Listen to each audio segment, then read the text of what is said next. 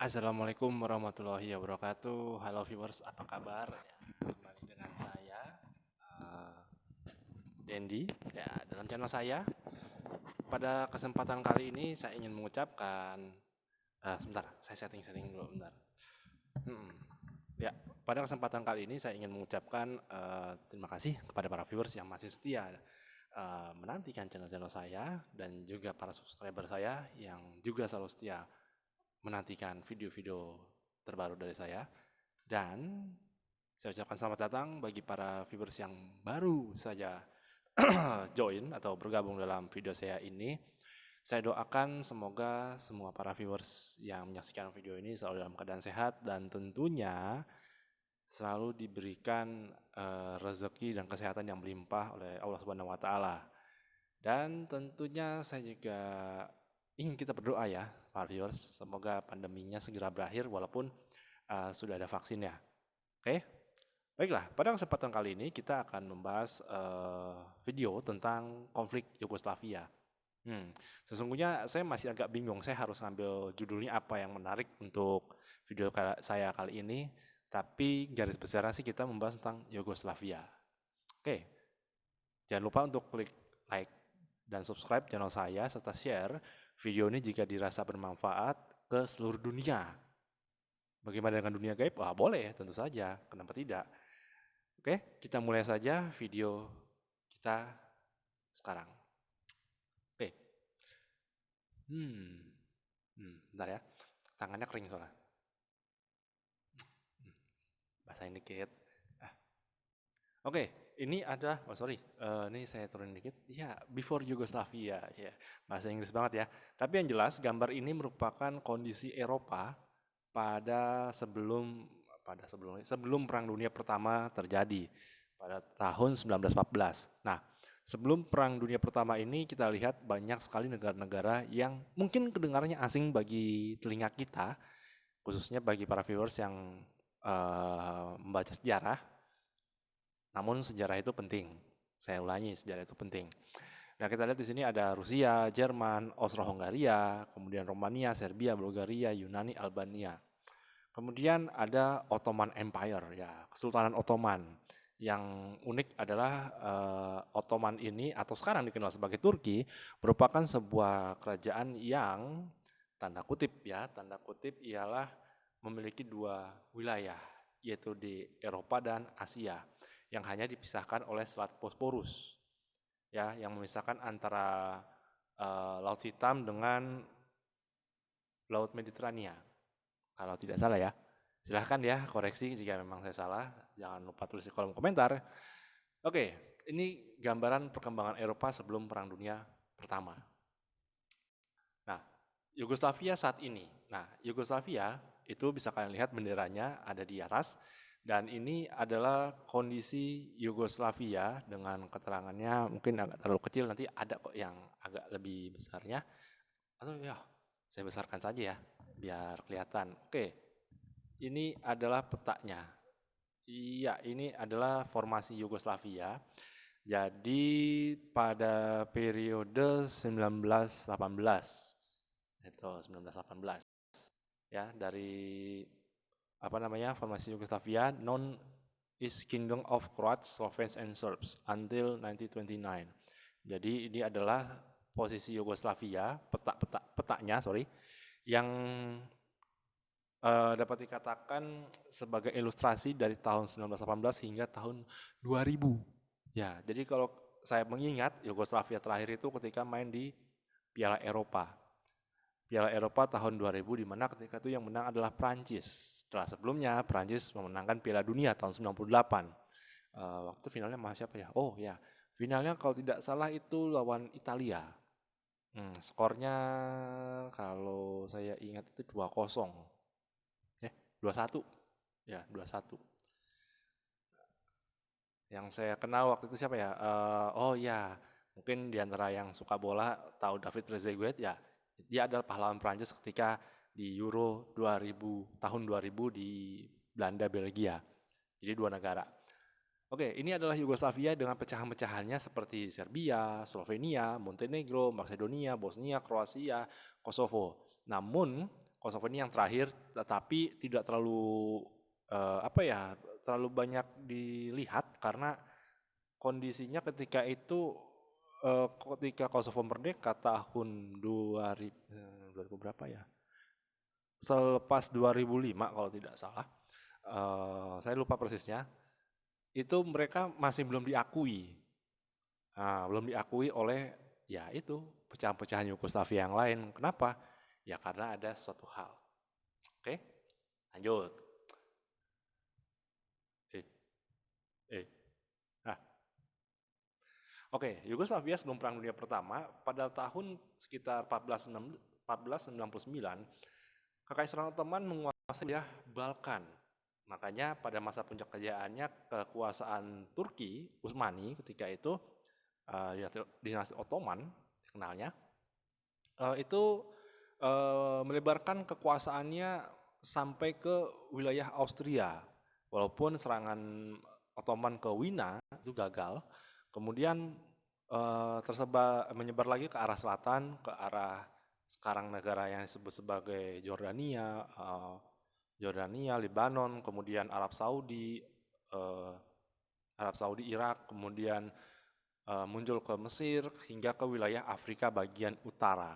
Namun seiring dengan berjalannya waktu terjadinya banyak konflik peperangan di wilayah Balkan yang mengakibatkan Kesultanan Ottoman ini mengalami kemunduran, di mana Serbia dan Montenegro merdeka pada tahun 1878 sesuai dengan Kongres Berlin. Sebagian dari wilayah Yugoslavia ini nanti masuk ke dalam bagian kerajaan Austro-Hongaria hingga 1918 atau lebih tepatnya ketika Perang Dunia Pertama itu sudah berakhir. Lanjut. Yugoslavia berdiri sejak 1918 yang merupakan gabungan dari Serbia, Kroasia, dan Slovenia di bawah Alexander, yaitu dengan keanggotaan 6 wilayah. Jadi bentuknya Yugoslavia ini tadinya sebuah monarki konstitusional, ya. Namun berhubung banyaknya perbedaan etnis di Yugoslavia, termasuk tanda kutip agama, salah satunya yang disentuh, itu sangat rentan konflik dan itu berdampak kepada perpecahan Yugoslavia nanti pada era tahun 90-an. Nah, kenapa kok bisa seperti itu? Karena memang dahulu kan di sana Ottoman itu kan berkuasa sekaligus juga menyebarkan agama Islam dan banyak diterima oleh masyarakat seperti masyarakat Muslim Bosnia yang dikenal dan beberapa daerah lain yang ada di Balkan. Namun karena ada perbedaan etnis, kemudian perbedaan sebutnya suku ya, bangsa Slavia yang mengakibatkan terjadi pergesekan gitu loh antara yang Muslim dengan yang Kristennya, yang dalam hal ini mayoritas tolong komentar ya jika memang salah, karena ketika itu dominannya Kristennya lebih cenderung ortodoks, Kristen lama ya. Kristen lama maksudnya dia dari era zaman Konstantinopel. Gitu. Kemudian Raja Alexander dibunuh tahun 1939 dan digantikan oleh anaknya yang masih sangat muda sekali dan sempat melarikan diri saat Perang Dunia Kedua ke Amerika Serikat kalau tidak salah. Nah, pada Perang Dunia Kedua, Yugoslavia dipaksa masuk ke poros Jerman, Italia, Jepang. Nah, kenapa? Karena ketika itu wilayah Eropa Balkan ini sebenarnya menjadi tanggung jawabnya Italia. Cuman karena Italia itu kan secara nation nggak punya semangat ya, nggak terlalu menonjol dalam peperangan ya, kecuali zaman Romawi dulu. Nah, ketika Mussolini naik kekuasaan, dia kan ingin membangkitkan romantisme Romawi, di mana Italia itu kuat secara militer. Tapi ternyata pada Perang Dunia Kedua mereka tidak begitu sukses kampanye di wilayah Balkan, bahkan di Yunani saja. Italia tuh secara ya mungkin malu kali ya, dan yang membuat malu adalah Italia itu dipukul mundur oleh Yunani, sehingga Jerman yang dalam hal ini paman Hitler menyodorkan bantuannya walaupun ya agak-agak males gitu mungkin ya kalau kata saya. Karena gimana sih, bukannya yang benar malah gua harus nurunin pasukan. Padahal Hitler sedang membutuhkan pasukannya untuk melakukan operasi militer di front timur, yaitu operasi Barbarossa nantinya. Oke, Yugoslavia dikuasai oleh Jerman. Dan pada saat Perang Dunia Kedua terdapat dua kekuatan dalam melawan Jerman, yaitu dari Chetnik yang dipimpin oleh Daza Mihailovic, kalau tidak salah namanya seperti itu. Eh, ketika melawan, ketika Chetnik ini kan terdiri dari kelompok-kelompok masyarakat yang mungkin pro kerajaan. Makanya yang menjadi anggota-anggotanya atau pemimpinnya ini adalah orang yang punya kedudukan atau posisi mungkin kayak bangsawan ya, kelas menengah lah. Berbeda dengan partisan yang dipimpin oleh Josip Broz Tito, yang mayoritas anggotanya adalah seorang masyarakat biasa atau masyarakat bawah dan memiliki pemahaman ideologi yang berbeda, yaitu mereka menganut paham sosialis komunis. Dan yang menarik, tidak banyak yang tahu kalau kita bicara Yugoslavia pada Perang Dunia Kedua adalah ada perang di dalam perang. Nah, menariknya adalah ada perang di dalam perang. Maksudnya apa? Selain melawan Jerman, Cetik dan partisan ini saling bunuh. Ya, saling bunuh. Saling bunuh. Kenapa? Karena yang satu, Chetnik kelamaan akhirnya mereka tunduk kepada Jerman dengan berbagai ancaman yang dilakukan oleh tentara Nazi. Sedangkan partisan tidak, karena dia militan dan menganut garis keras ya dalam perjuangannya, sehingga dia melawan Chetnik juga. Dan tentunya ini berpengaruh nggak kepada Yugoslavia ke depan selama masa perang? Iya, di mana pada awalnya sekutu dalam hal ini Inggris dan rekan-rekannya itu lebih mensupport Chetnik. Dan mereka belum mengenal Tito. Tito belum dikenal sama sekali oleh orang-orang Inggris ketika itu. Baru setelah menjelang pertengahan perang atau menjelang akhir perang, barulah siapa yang berperan besar dalam menahan pasukan Jerman di Balkan, yaitu Tito. Seperti itu. Lanjut. Setelah Perang Dunia Kedua, Yugoslavia berdiri sebagai negara federal berhaluan sosialis. Nah, yang menarik adalah dalam perkembangannya, walaupun mereka penganut sosialis, dan pada saat itu kan masyarakat itu cenderung sulit membedakan antara sosialis dengan komunis. Salah satunya itu. Makanya bisa dikatakan pula di Eropa Timur atau Balkan ini, hubungan antara Yugoslavia dengan Uni Soviet yang dipimpin oleh Joseph Stalin itu tidak berjalan mulus. Karena apa? Tito tidak mau diperintah oleh Moskow. Mengapa? Ya, simpel aja, garis haluan perjuangannya beda. Walaupun ya mungkin sama-sama penganut paham sosialis ya, tapi mereka punya semacam prinsip yang berbeda, sehingga mereka lebih cenderung menjadi sosialis yang independen. Sosialis yang independen. Artinya dia tidak mau terpengaruh oleh kubu negara-negara yang kuat, dan puncaknya adalah ketika munculnya gerakan non-blok dan Tito terlibat di dalamnya bersama India dan Indonesia serta Ghana, tambah lagi Mesir. Jadi antara Joseph Broz Tito dengan Bung Karno itu memiliki kesamaan visi mengenai membuat sebuah netralitas politik seperti itu. Itu yang dilakukan dan cukup berhasil yang dilakukan Tito. Karena apa? Karena Tito sendiri juga terbuka terhadap dunia barat. Salah satunya menerima kunjungan dari John F. Kennedy ketika itu.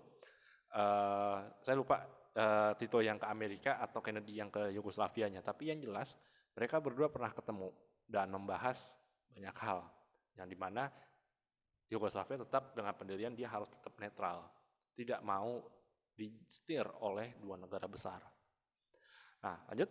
Yugoslavia mencapai keberhasilan pada masa Josip Broz Tito hingga 1980-an dengan menggunakan ekonomi pimpin dan liberal.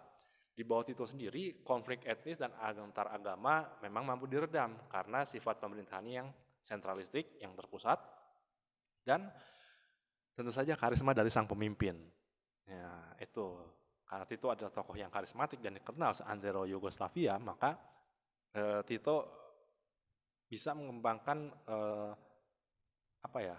menempatkan porsi dirinya sebagai pemimpin untuk menjadi pemersatu. Nah, walaupun terdapat juga ada otonomi-otonomi yang diberikan kepada negara-negara bagian Yugoslavia tersendiri, seperti mungkin Serbia, Bosnia, Herzegovina, dan lain sebagainya. Itu gambarannya. Itu setelah Perang Dunia Kedua. Nah, ini adalah Josip Broz Tito, lahir 1892 hingga tewas atau meninggal dunia tahun 1987. Salah satu pemimpin besar dunia yang karismatik, walaupun negaranya akhirnya fall apart. Bener nggak ya bahasa Inggrisnya seperti itu? Ya, terpecah intinya itu. Keadaan Yugoslavia, kita lihat di sini di bawah Tito, persatuan dan kesatuan etnis masih dapat dipertahankan. Namun setelah meninggal dan juga masalah ekonomi, jangan salah, Tito walaupun begitu bisa mandiri, tapi masih menyimpan, mohon maaf kata, misalnya seperti permasalahan ekonomi yang belum selesai. Setelah meninggal terjadi pertentangan antar etnis dan ada keinginan untuk melepaskan diri dari Yugoslavia. Mengapa? Ya mungkin pada masa era Yugoslavia atau masa Tito kan federal ya. Jadi mungkin ada pembagian pembangunan yang mungkin tidak merata. Itu yang tidak merata di negara-negara bagian sosialis Yugoslavia tersebut. Nah, ketika Yugoslavia meninggal, Tito meninggal atau pasca Broz Tito, dipimpin oleh Slobodan Milosevic yang ketika itu dari etnis Serbia naik kekuasaan. Walaupun ada tahapan panjang yang membuat Slobodan ini akhirnya bisa naik kekuasaannya. Kenapa? Karena dia populer dan dikatakan dia masih disebut politisi yang muda. Nah, di bawah Slobodan Milosevic, ia mampu mendapatkan dukungan dari masyarakat Serbia, etnis Serbia khususnya, untuk mendirikan Serbia Raya menggantikan Yugoslavia. Hal tersebut dilakukan karena menganggap Serbia hanya sapi perah bagi Republik Federasi Yugoslavia. Nah, disinilah benih-benih konflik paling mengerikan pasca Perang Dunia Kedua itu terjadi di Eropa. Mungkin kalau para viewers ingin lebih tahu, silakan cari dokumenter. Saya lupa nama dokumenternya apa. Tentang Yugoslavia, mengenai bagaimana tahapan Slobodan Milosevic ini bisa naik gitu loh. Bisa naik dan berdampak kepada Perang Balkan ke depan. Faktor penyebab konfliknya. Ada beberapa, ya salah satunya meninggalnya Tito. Aduh, sorry ya kepotong. Saya kira nggak kepotong, ternyata kepotong. Ambisi Serbia untuk mempertahankan Yugoslavia dan berkembangnya pengaruh glasnost dan perestroika yang dikemukakan oleh Gorbachev. Jadi efek dari keterbukaan keterbukaan dari Uni Soviet sebelum Soviet runtuh itu juga membawa angin segar bagi negara-negara di sekitarnya, khususnya di Eropa Timur. Mengapa? Karena dengan adanya glasnost dan perestroika ini, Eropa Timur itu udah mulai terbuka. Terbuka dari apa? Terbuka dari luar.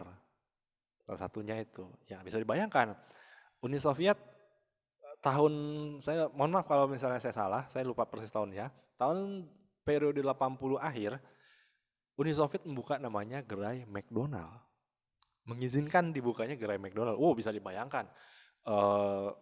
McDonald ada di sebuah negara komunis, itu suatu hal yang menarik. Tapi itu bagian dari perestroika, glasnost dan keterbukaan. Ya, istilahnya transparansi dan keterbukaan itu. Selain itu juga barang-barang Uni Soviet juga akhirnya mulai melakukan semacam liberalisasi pasar. Tapi sayangnya ini tidak seperti Cina kondisinya ya. Berbeda sekali dengan Cina, di mana Cina itu melakukannya dengan bertahap dan terencana. Sedangkan Uni Soviet blek begitu aja, kan? Jadinya apa? Ya mereka jadi gagap terhadap pola ekonomi baru gitu loh. Terlebih lagi dengan sistem birokrasi yang tidak mendukung ketika itu karena masih banyaknya tingkat korupsi di kalangan pegawai-pegawai pemerintah Uni Soviet. Makanya kan eh, negara-negara barat aja tahu namanya pesawat MiG, Sukhoi dan lain sebagainya itu ketika eh, Glasnost dan Perestroika ini dikumandangkan oleh Gorbachev. Gitu. Jadi ketika Barat masih bertanya-tanya ini pesawat apa sih? Wah ternyata Sukhoi. Duh, orang Rusia hebat ya, bisa bikin pesawat seberat itu dan bisa terbang dengan cepat. Itu salah satu keunggulan teknologi yang dimiliki oleh Uni Soviet atau Rusia saat ini. Yang sekarang menjadi negaranya Paman Putin atau di dunia YouTube bilangnya Lord Putin gitu kan. Itu luar biasa gambarannya. Oke, lanjut. Nah, ini dampak konflik. Slovenia, Kroasia merdeka pada 25 Juni 1991. Tanggal 27 April 1992 diproklamirkan Republik Federal Yugoslavia yang terdiri dari Serbia, Montenegro, sehingga Slovenia, Kroasia, Bosnia, Herzegovina, dan Macedonia bukan anggota Yugoslavia lagi. Nah, terjadilah perang etnis di Bosnia Herzegovina karena penduduknya multinasional atau multi etnis dari Muslim, etnis Muslim, Bosnia, kemudian Serbia, Kroasia, dan disinilah yang menjadi titik gelap sejarah era modern pasca Perang Dunia, yaitu adanya pembantaian-pembantaian atau pembunuhan yang dilakukan oleh tentara Serbia ketika itu etnis Muslim Bosnia.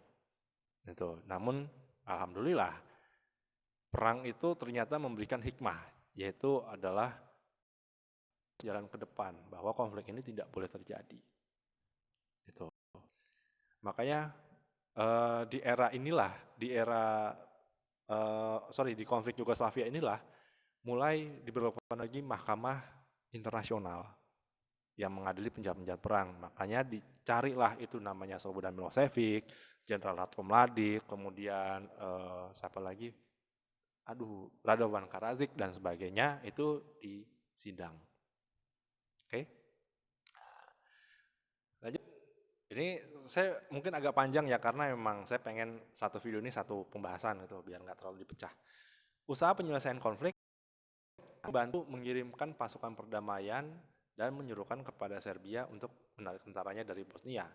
Jadi di sini pasukan PBB mulai turun tangan dengan mengirimkan pasukan perdamaian termasuk yang dari Indonesia.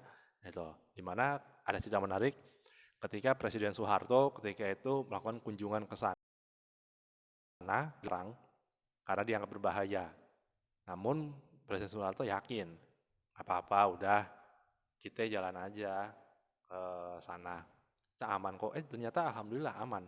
Walaupun para pas pampres ketika itu sudah agak sedikit khawatir.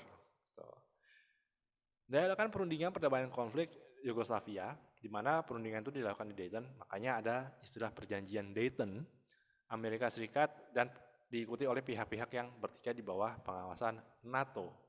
Dalam perundingan tersebut, Bosnia, Kroasia, dan Serbia diwakili masing-masing oleh pemimpinnya. Hasil perundingan tersebut ditandatangani di Paris, Prancis pada 14 Desember 1995. Ya, itu aja pembahasan kita para viewers mengenai sejarah singkat konflik Yugoslavia. Sesuai banyak ya, cuman ya mengingat keterbatasan waktu dan tentunya referensinya harus saya pertambah lagi karena ini belum semua referensi yang saya baca mengenai konflik ini. Tapi jika memang para viewers tertarik dengan sejarah konflik Yugoslavia, silahkan viewers cari artikel-artikel di Google. Karena ini kan tahun 90-an biasanya artikelnya masih ada di dunia maya ataupun kalau misalnya ada yang berminat ke Perpustakaan Nasional, silahkan ke Perpustakaan Nasional mencari artikel surat kabar yang membahas tentang konflik Yugoslavia tersebut.